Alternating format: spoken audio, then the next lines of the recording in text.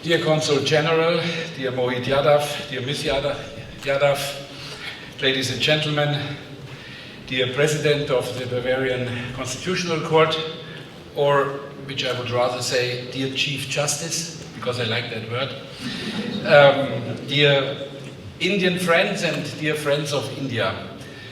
On behalf of the Bavarian Minister President, Dr. Markus Söder, and the entire Bavarian state government, I extend sincerest congratulations to the Republic Day of India on its national holiday. It is a great honor for me to celebrate Republic Day with you again this year.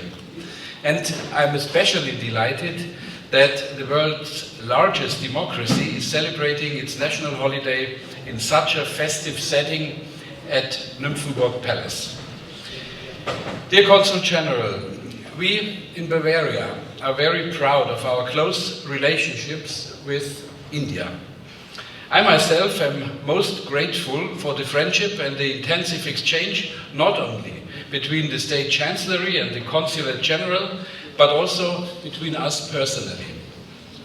And I can tell you that we had a lot of extremely good meetings where we did what diplomats and politicians have to do to learn to understand and to learn how the others think, to understand how it's possible to govern a country with 1.4 billion people when we struggle with 13 million sometimes. And to understand how people think in India and best ways to talk to each other. And that's what we do. And we extend the talking to our wives. And in the end, as a homage to this friendship, my wife today is wearing a sari, which she was presenting.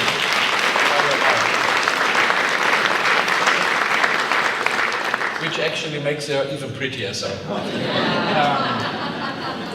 Okay, now I made up for a couple of evenings not at home. Thank you very much.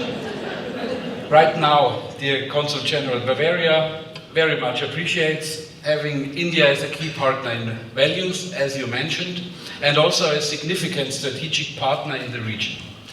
We are living in challenging times, as we all know.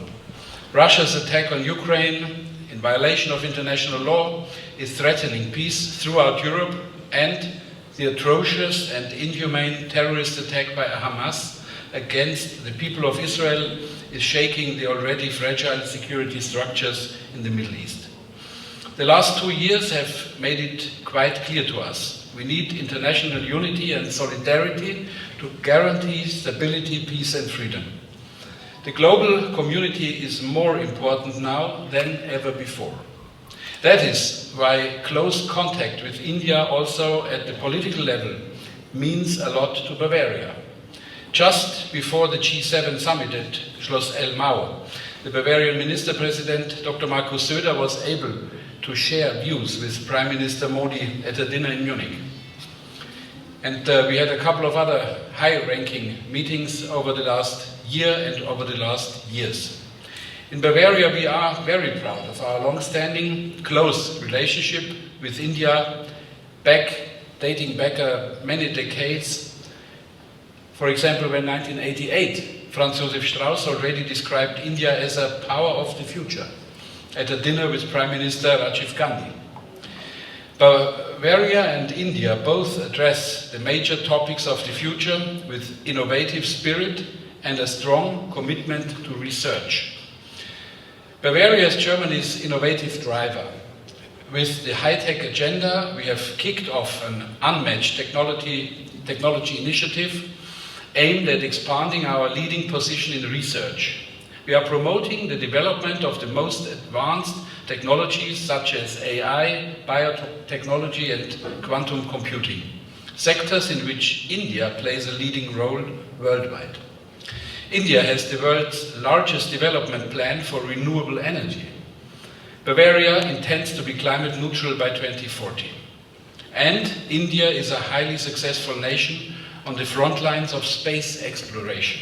India is the fourth nation in the world to successfully land a spacecraft on the moon.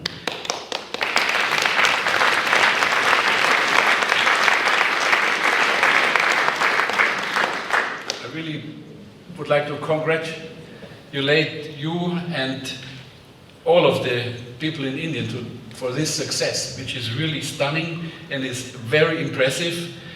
India has taken off on a sun-studying mission of its own now, and soon wants to take people into space with its own spaceships. Bavaria is a leading aerospace region in Europe. These are perfect conditions for even closer cooperation in the future.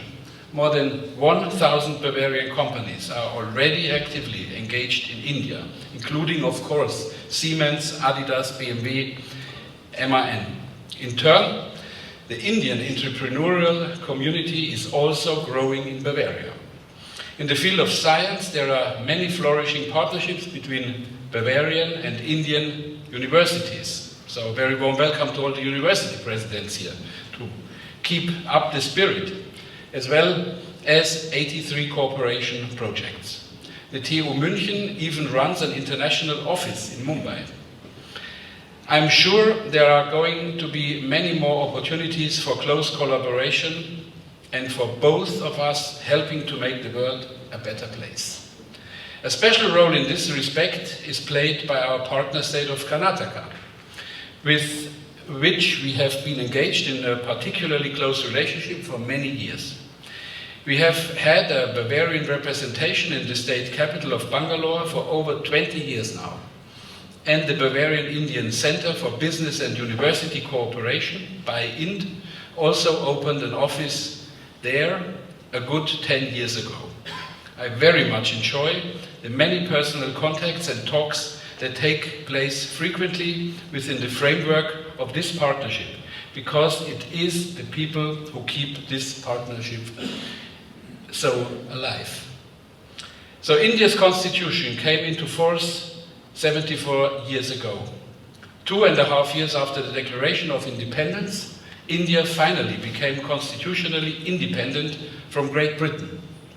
So we celebrate Republic Day today. And so many decades later, the Republic of India is a political and economic heavyweight. Even the British Prime Minister has Indian roots. The development of India into the world's largest democracy is a great success story. We look forward to continuing our good cooperation and close partnership and friendship with your wonderful country and people for a long time to come. So congratulations on India's Republic Day. Here's to the Bavarian-Indian friendship.